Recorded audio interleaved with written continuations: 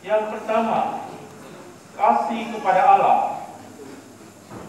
Kasihilah Tuhan Allahmu dengan segenap hati dan dengan segenap jiwa dan dengan segenap akal budi.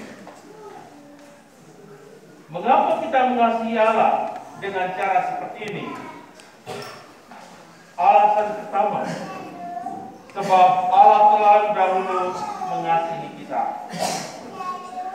Bapak Ibu saudara-saudara terkasih, kalau kita merenungkan, kita tidak dapat menghitung banyaknya kasih Allah yang kita terima dalam hidup kita. Dalam pengalaman setiap hari, kita menemukan bahwa Allah itu begitu baik. Ia menciptakan dan mencintai kita. Ia memberi kita rezeki, hasil yang baik atas usaha dan kerja, keberhasilan dalam studi dan perjuangan, kesehatan dan keselamatan, terhindar dari bahaya dan kecelakaan, berdamai dan bersatu setelah sekian lama berselisih atau berpisah. Allah memberi banyak hal kepada kita.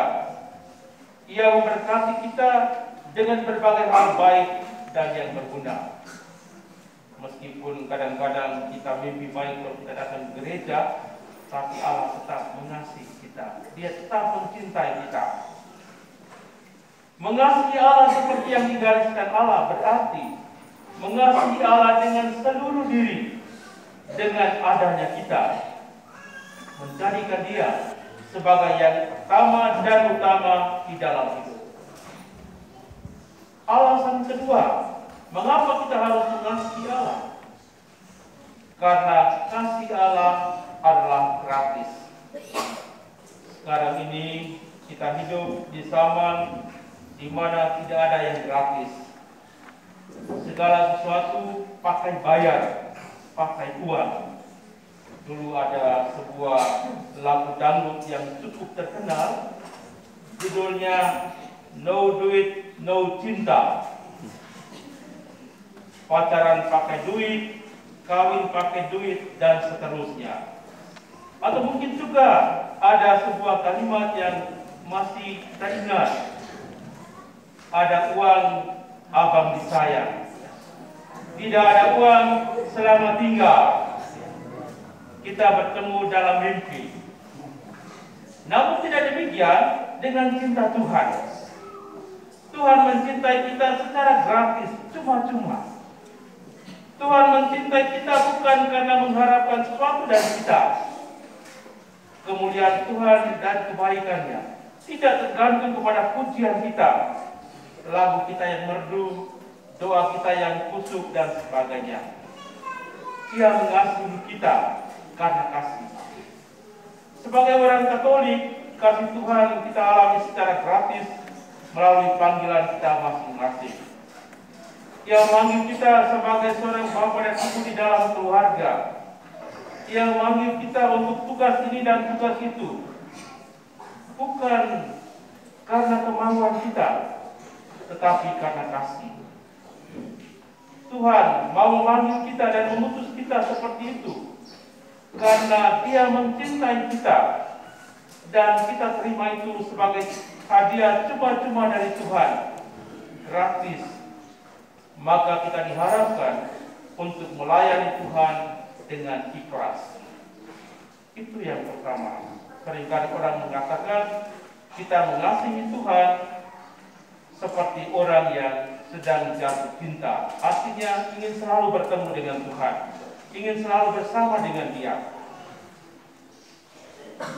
Poin yang kedua atau hukum yang kedua, kasihilah sesama manusia seperti dirimu sendiri. Yesus mengajarkan kita untuk melihat sesama seperti bagian dari diri sendiri. Kalau sesama adalah bagian dari diri sendiri, maka harus dihargai, diperhatikan, dicintai. Saya yakin kita semua yang ada di sini tidak ada orang yang membenci dirinya sendiri. Pertanyaannya, bagaimana cara mengasihi sesama? Bacaan pertama hari ini memberikan contoh bagaimana orang mengasihi sesamanya, yakni dengan bertindak adil terhadap sesamanya. Jangan menghina sesama dalam bentuk apapun. Jangan memeras dengan beri pinjaman dengan bunga yang sangat tinggi dan sebagainya. Dia pinjam 1, kita minta ganti 2, dan seterusnya. Seringkali juga itu bisa terjadi karena orang yang pinjam berbulan-bulan kita meminta kembali, kita masih pergi sembah sujud dia lagi, seolah-olah dia adalah Tuhan. Seringkali terjadi di dalam hidup kita. Mencintai sesama yang dimaksudkan oleh Yesus adalah cinta yang universal, cinta yang tanpa beda-bedakan. Seringkali kita juga buat, oh dia ini kita mencintai lebih karena ada sesuatu. Yang lain baru muncul, kita buka sudah berhenti.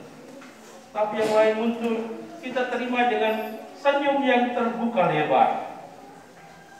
Bapak, Ibu, Saudara-saudari umat Tuhan yang saya kasih, ketika menjawab pertanyaan para ahli Taurat tentang hukum paling utama, Yesus menjawab, hukum yang utama adalah kasih. Kasih kepada Allah dan kasih kepada sesama. Kasih kepada Tuhan merupakan hukum utama, dan kasih kepada sesama adalah sama dengan kasih kepada Tuhan. Sebab di dalam diri sesama kita, Tuhan hadir. Logikanya, Allah adalah kasih, dan kasih Allah telah menciptakan manusia. Maka mengasihi sesama manusia adalah mengasihi Dia yang karena kasih menjadikan manusia itu.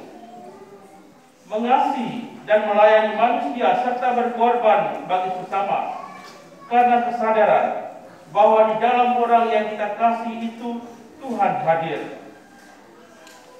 Ketika kita mengasihi sesama kita, membuat dia merasa bahagia, damai, sukacita, maka di sana kita mengalami Tuhan sendiri yang hadir di dalam orang itu.